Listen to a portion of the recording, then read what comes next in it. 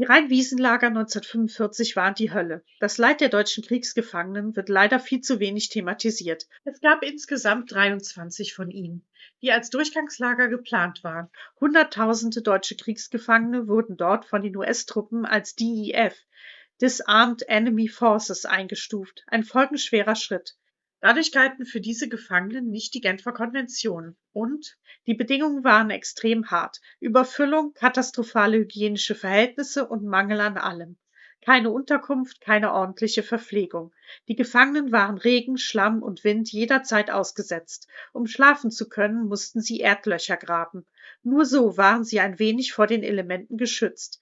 Tausende starben an Hunger und Krankheiten. Doch dieses Leid wurde nicht gezielt als Kriegswaffe eingesetzt. Denn die Lagerleitung oblag den Gefangenen selbst und die Alliierten waren schlicht mit der Versorgung der Kriegsgefangenen überfordert. Mussten sie sich doch auch um die Befreiten aus den Konzentrationslagern kümmern, um die Zwangsarbeiter, und die deutschen Kriegsgefangenen standen auf dieser Prioritätenliste keineswegs weit oben.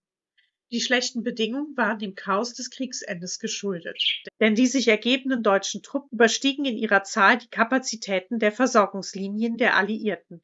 Logistische Versäumnisse und eine überforderte Lagerleitung waren für die katastrophalen Zustände verantwortlich.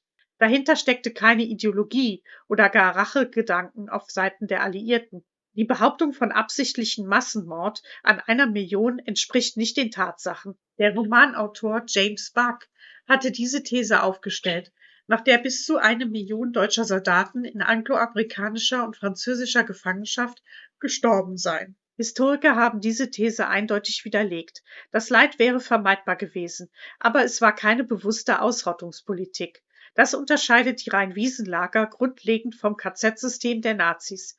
Hören wir doch endlich auf damit, das Leid der Kriegsopfer gegeneinander aufzurechnen.